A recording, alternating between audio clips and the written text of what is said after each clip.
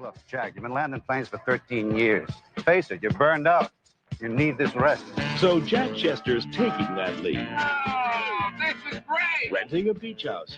4:15, this is it. And getting the family ready for the best month of their lives. Oh.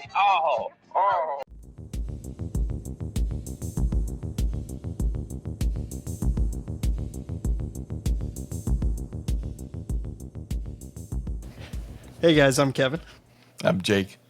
and this is Movie Matters. Today we're talking about the 1985 John Candy film, Summer Rental. I've never seen it, and first thoughts, I watched it last night. I watched it pretty late. I liked it. I enjoyed it, which is great considering, again, I'm a huge John Candy fan. That's why we're doing this whole month of John Candy. I didn't love it, but I liked it. What did you think, Jake? Yeah, I'm probably in the same boat. Pun intended? Yeah. I am glad that the third act turned out the way that it did. Because like the first 2/3 of the movie, I was kind of like, where the fuck is this going? like, I could see that. The movie's just like the first 2/3 of this movie are basically just a like disjointed string of gags. There's like no plot. So yeah, I'm glad that like the movie kind of rallies really hard at the end and like gets you like invested, and you know kind of ties it up really nicely at the, to conclude. So I'm glad, because if it didn't have that plot device at the end, I'd be like, this is like, it wasn't like, it was funny, but like there's nothing cohesive, about it. Yeah, I agree 100% with you on that. It's like our last movie. This movie's short. I mean, the other movie's 86 minutes, an hour and 26 minutes, or 88 minutes, hour and 28 minutes, under an hour and a half. Not many movies are 88 minutes or are under these days. This movie is pretty much the same runtime. It didn't fly by like it did for Armed and Dangerous for me. Granted, I have seen Armed and Dangerous, and that's probably an excellent point of why it didn't fly by, is because it's just moving along for 50 minutes to an hour of just gags and not really going anywhere. And I think that one of the reasons for that is there was a lot shot for this movie from what I read, and a lot cut. There was a lot of scenes cut. There was some things in the script cut. And you can see that in certain instances. One instance is there's the guy who buys the wife's and kids' tickets at the movie theater, and his character never really comes up again. Yeah, and he's just like at the boating event at the end. Apparently there was a love interest, or like a love like quarrel between him and John Candy's wife in this movie. But they cut that out because test audiences didn't like it. Yeah. Which makes sense. Yeah. Now, unlike Armed and Dangerous being a flop, this movie was actually a modest hit. It, I think it made about $25 million at the box office. The budget wasn't that large. Let's see if I had it. I don't have the exact budget, but I can look it up. But yeah, it was a modest hit for Paramount. This movie does a lot of advertising within it too. I don't know if you noticed that. Like the daughter's listening to the Beverly Hills Cop theme. She's listening to Footloose. There's a lot of posters in the background. There's Footloose, there's Airplane, there's Top Secret, Friday the 13th Part 5, all movie, Uncommon Valor, Dragon Slayer, all in the background in like the movie theater scene. and those are all Paramount movies. They're just like advertising their other movies, which is kind of funny.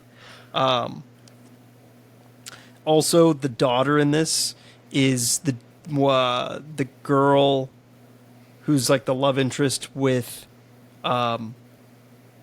she's like the love interest in the Goonies. Have you seen the Goonies? Oh, yeah. Yeah. Which we got to do the Goonies. The Goonies is great. I watch that movie all the time. I love that movie. It did. That's why I didn't have the budget written down. It didn't tell me the budget. On IMDb, it doesn't have the budget for this movie, which is interesting. It made almost $25 million. It's PG, which is interesting. I thought it would be. It's cutting it real close to not being PG, but yeah. It was originally classified as PG-13, but after cuts and further editing, it was reclassified with a PG rating, which is pretty interesting. But like you said, it's cutting it close. There's a lot of innuendos and stuff. Yeah. This is John Candy's first leading role in an American Hollywood production. Pretty interesting. That's interesting. Yeah, I didn't know that, and it's crazy that I had never seen it.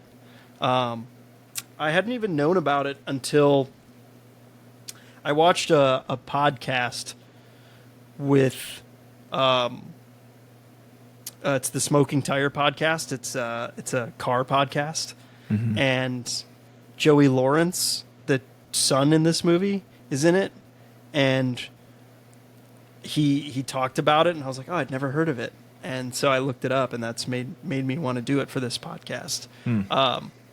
Joey Lawrence, I know from like, did you ever see the Disney movies Jumping Ship, or like Horse?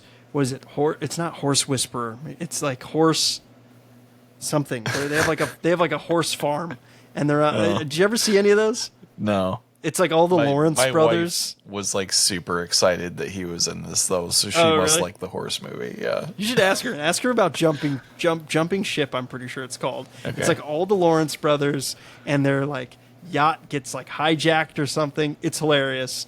I mean, I'm sure it's one of those movies that doesn't hold up in our day and age. Yeah. But yeah, and what's cool is you've got Joey Lawrence in this one, and then it's I believe it's Matthew Lawrence is the other brother, one of the other brothers, and he's in Planes, Trains, and Automobiles as the son in that movie.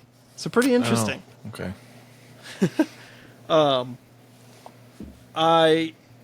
I don't know, like the whole besides it being just kind of a mash of things, what do you think of him being like an air traffic controller and then just his boss being like, hey, we're going to send you on vacation. Just get out of here. What did you think of that? Like, yeah, it's a weird, I mean, it's almost like he's being suspended, but like in a nice way. It's interesting. Probably doesn't hold up. I don't think that's how they treat air traffic controllers that are on the verge of a breakdown. So yeah, yeah, it's how they do it in the movies. It's how they do it in the movies, folks.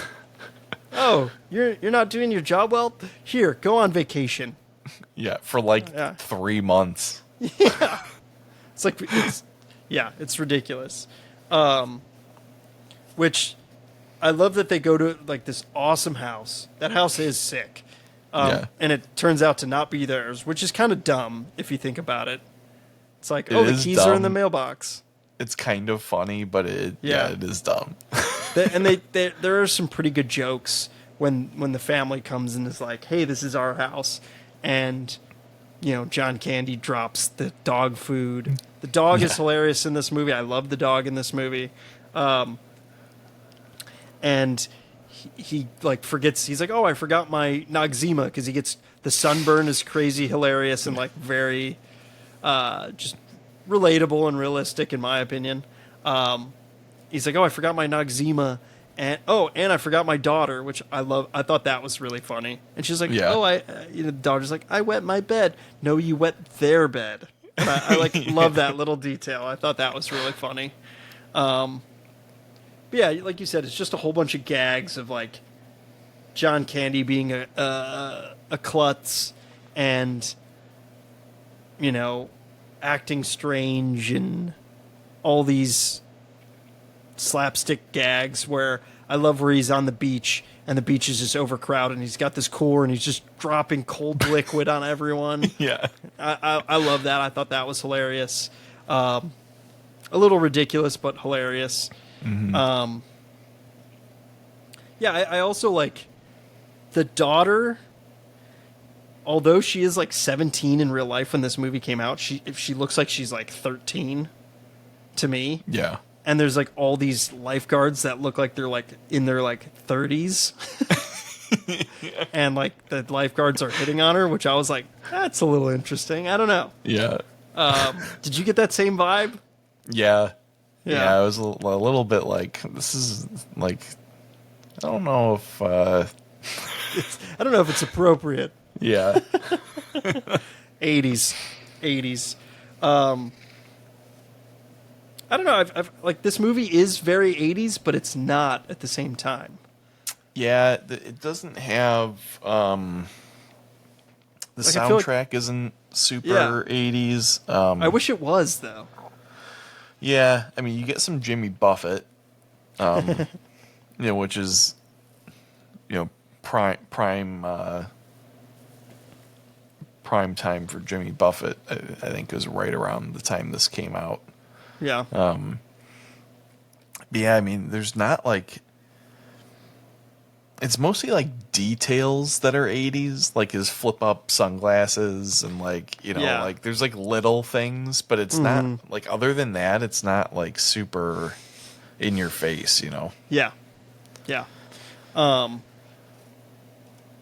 I like the whole restaurant scene is I like that scene where they just are trying to get a table and then you've got what's his name? It's like Al something. I'm blanking on his name. Again, I've been terrible with names. I apologize. In the past this one and the past one.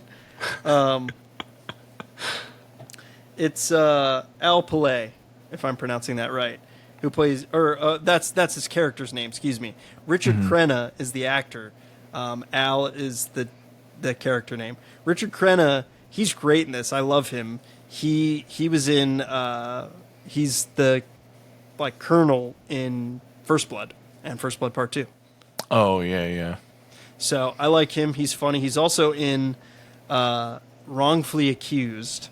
Have you? I think we may have talked about this on the Naked Gun review. Have you seen We Wrongfully Accused? talked about it, but I have not seen it. Oh, I had a reference the other day at work with my coworkers, and it just like, it's such an awesome movie. And he's in that, and he plays basically like Tommy Lee Jones from The Fugitive. He's like Okay. imitating him, and it's pretty funny. Yeah, he's great. I love him. I think he's great in this. He plays an asshole so well. And he just skips the line, gets their lobsters, and then they leave the restaurant and they go to the like bar that Rip Torn fucking runs, and Rip Torn, who we Rip know Torn makes this movie. he is awesome so in this good. movie. Yeah, he's like a pirate. Yeah. Like Makes a no legit sense. pirate. Yeah, it's fucking awesome. We know him from Dodgeball being Patches O'Houlihan. Yeah. Men in Black. His voice is so iconic in my opinion, and his name is fucking iconic. Rip Torn. Yeah. It's amazing. Yeah, he's great in this movie. Sully, I love his character. Yeah, there's a lot. It's the one thing I don't like is, you know, John Candy basically ditches his family in this movie and goes and hangs Yeah. with Rip Torn, which I mean, I I don't don't blame him. Yeah, he ditches his family and just like tries to become a sailor, which is kind of funny, and like, I don't know. Did you like there? the regatta is the whole ending and the whole climax of the movie. I almost wanted more information. It's like I didn't know it was sailing trophies, and that's what Right. like what the Yeah, regatta like, was about. They just Maybe I kind of missed it? they expect you to know what a regatta is. Is that what it means? Because I don't even know. It's like a boating race. It's like a Really? sailboat race. But Oh like, yeah. Okay. I had no idea that. Okay, now I feel stupid. yeah. But I mean, there's like this is like where we'll get nitpicky. I think because Oh, I like it. this regatta is only meant. It's only mentioned one time. Yeah.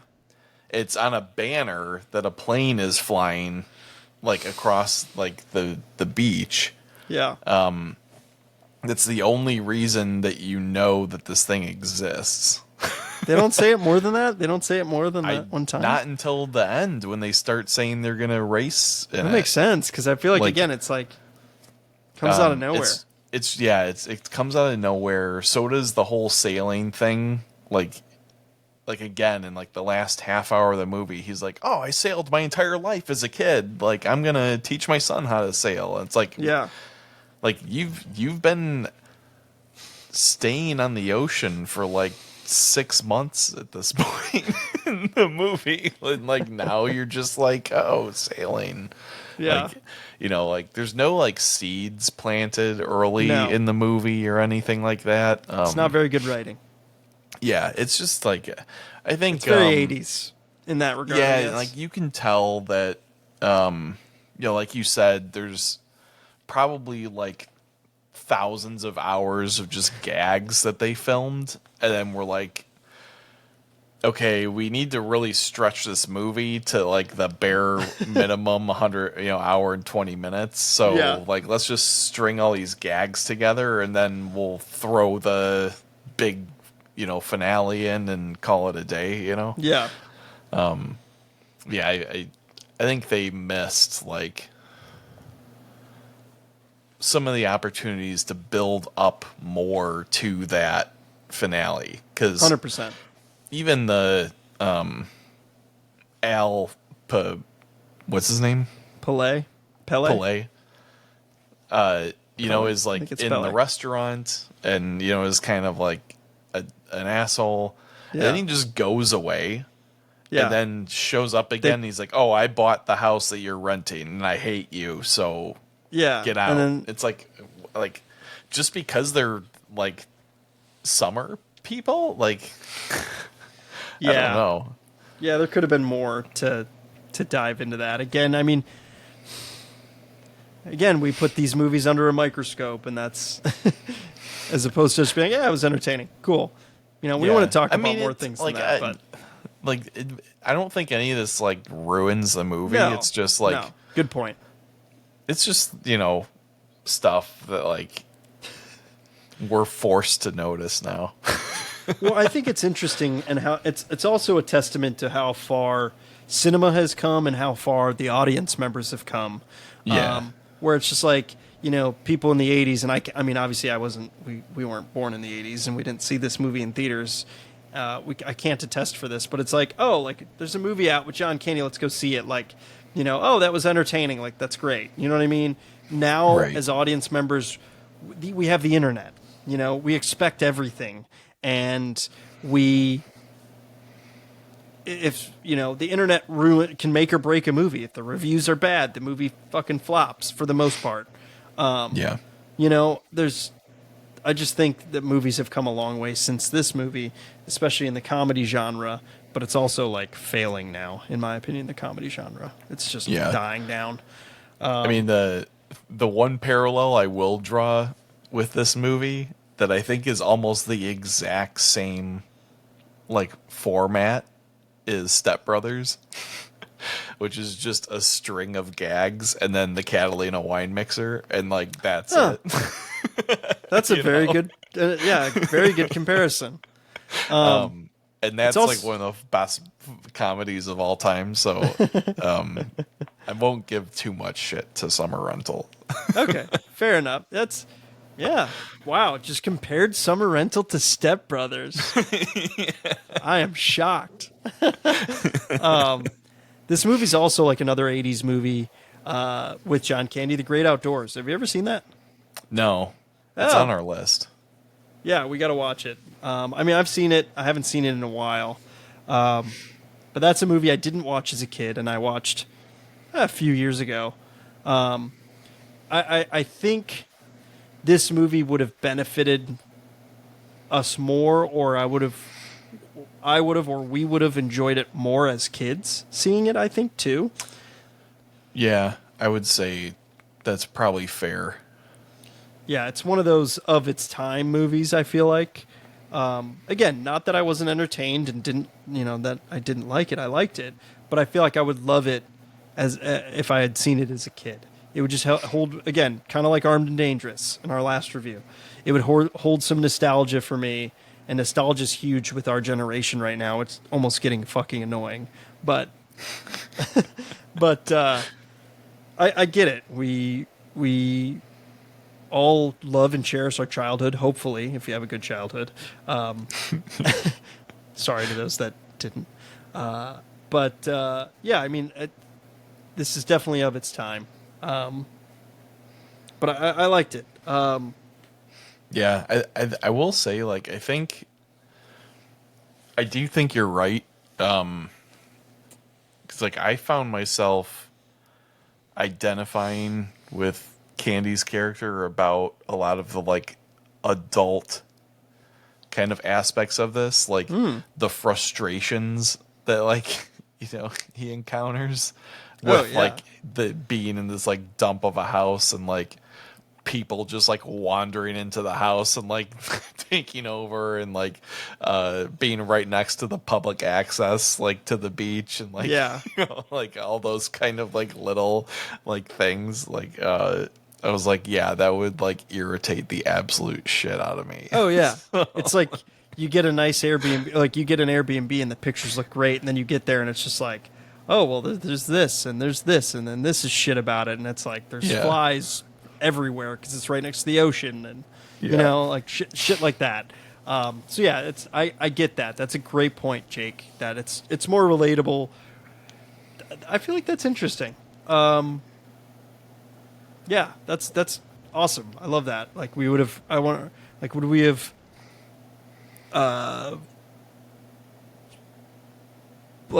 would we have seen ourselves more in the kids then as kids? And yeah, well, like, you know what I mean? Feel like like if you watch this as a kid, you'd more just like you don't identify with anyone like that.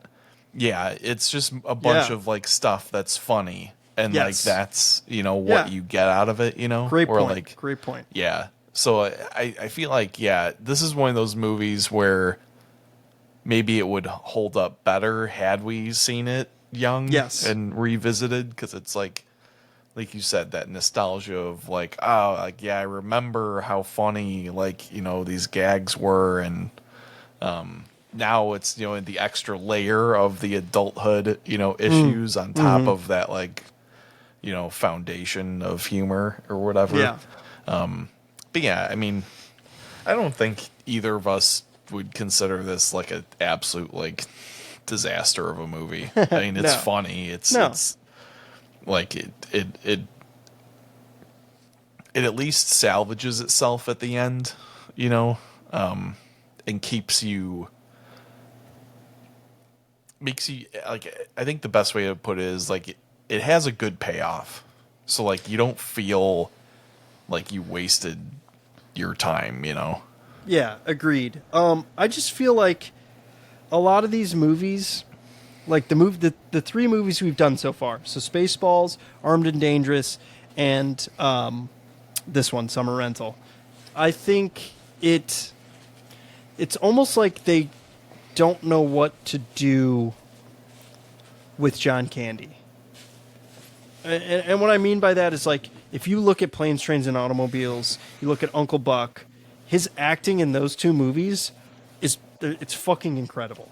Like, his acting's so subtle and so good. These movies, he's just here comes the tail again. My dog. In these movies, he's just kind of like the goofy entertainment. You know what I mean? Right. Yeah. His acting is good, but it's not like what it could be. So Right. Like this movie's closer to what I think of John Candy being. interesting. Okay. Though he's, Sorry. I mean, like, obviously, like the like ideal John Candy, you know, if I'm putting my air quotes up, Yeah. is like Planes, Trains, and Automobiles. For some, and then like I even though I haven't really seen it, Uncle Buck, I know, was like his other big, you know, big movie, like huge movie. And like it's a very similar kind of, I think, acting style in those two movies. Where like this, Yeah. he's kind of like the frustrated and like angry kind of like dad, you know, Yeah. character. And while it's funny and like he's doing his like physical comedy and Yeah. and stuff, it's not quite that like happy-go-lucky kind of guy, you know, that like Yes. he's really known for. Yes. Which is like his side characters a lot of the times are that happy-go-lucky kind of guy. Like we talked about the Blues Brothers, he's the cop that's, or one of the cops that's chasing them, and he's like, you know, on the phone like, hey, we're in a truck, you know, or, or the Orange Whips and Yeah. you know, that stuff. Or like in Home Alone, he's the Polka King. Yeah. You know, so like, you know, there's like these great little like side bit, you know, things that he's also like really well known for. But it's that feeling, Yeah. you know, that I think most people recognize him as. And like, yeah, I think this being his first leading role, I don't think they've figured that out yet. Yes, agreed. Great points. And I want to get into that in the Uncle Buck review for sure. And I hope I remember. Yeah. Because the acting comparatively is excellent. Excellent. But I Well, also like- think it helps with the director and writer. I mean, it's John Hughes that did Planes, Trains, and Uncle Buck. And John Hughes is fantastic. So, Well, I think, you know, John Hughes is really good too at balancing comedy with like heartwarming oh yeah, kind of like drama. yeah. Where like the Summer Rental is not a heartwarming, No, you know, it's just kind of movie. It's and- just like goofy and fun and whatever, you know. Like I think the closest we actually get to that is the end when he's Yeah. like with his family and they're like building the sailboat and like they go and do the race and they're like, Yes. you know, they end up winning and all that bullshit, you know. That's the heart. That's the heart of the movie, and you find that. Right. And yeah, I agree 100%. Great points. And I think that's the theme with these three movies: Spaceballs, Armed and Dangerous, and Summer Rental. Is they're more slapstick comedy versus the other ones that we've seen, like Planes, Trains, and then we're gonna get to Uncle Buck. They're a little more serious comedies, I'd say. They have better plots, definitely. Yeah. And again, we'll get into that when we watch Uncle Buck, which again, I'm stoked for. Stoked. Especially talking about this, it's making me even more excited to rewatch it. I can't wait. Yeah, I think they were supposed to come out with it on 4K, but they haven't. We'll have to see. But yeah, let's get more into the ending. I want to pull my notes back up here. I mean, I like the movie. Kind of just ends a little abruptly for me. Yeah. It's them sailing and then it just ends. I was Yeah, like, they win the oh, race and that's it's like, cool, done. Like, yeah, literally, that's the end. like what, they just fuck off and go home after that? Like, I know. I mean, I thought guess the whole point was that they were trying to win the race so that they could stay longer in the rental house, but you know, whatever. yeah. I mean, again, I like like you were talking about the family aspect of them all fixing the boat up together, the barnacle. I like that. Yeah. I think again that's the heart of the movie. It's fun, and him using his pants as like to help with the flag, and then it tying into his air traffic control, like he knows what plane that is, and it's going to help him with the wind. I liked that aspect to it. I thought that was a great little tie-in. Like you said, it's like the ending is the movie. It's like the best part. Everything else is just kind of okay. It's mediocre. And it's only like maybe 20 minutes long. Maybe. Probably not even. Yeah, that's why I was so surprised. I mean, I kept every now and then I checked the runtime again. I watched it very late, and I was checking the runtime, and I was just like, I was like, oh, I'm close to the end. Like I got like 10 minutes left, and then it just, the ending kind of flew by, and then it just ended, and I was just like, oh, that's it. Yeah. Yeah, but yeah, I mean, there wasn't too much trivia. Again, these comedy movies, there's not a ton of trivia for a lot of these comedy movies. So versus like our other movies, there's a lot to talk about usually, and there's more plot to dive into. Versus these are just so simple. But yeah, I mean, is there anything you want to add? I think it's a good movie, and I'd recommend it. Yeah, I mean, it's worth watching. It's fun. It's not like this is a good popcorn movie. Yeah. Did you, as you would say? Oh, thank you. Did you watch this on the plane home? Because we I talked watched about this it at home. Okay, nice. Yeah. Yeah. Okay. Did you buy it or rent it? It was only $1 more to buy it. I rented it. I bought it.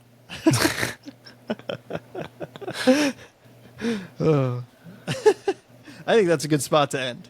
Yeah. I bought it. You rented it. Let's leave it at that. I'm excited for Uncle Buck next week. Hopefully, you guys are enjoying this month of John Candy. I love John Candy. I can't say it enough. And I'm super excited for the final movie of the month. Not going to be our last John Candy movie, I promise that. Yeah. But it's a good one. So, and you've never seen it, which is fucking mind blowing. Yeah, And I I'm- honestly don't know how I never saw it either. So Has your wife seen it? yeah, she loves it. So Okay, good. She's going to watch Yeah. it with you then. I can't wait to Yeah. hear just everything. So, cool. All right, guys. Well, thanks for listening, and we'll catch you next week with the grand finale of John Candy. Yep. See you. See you guys.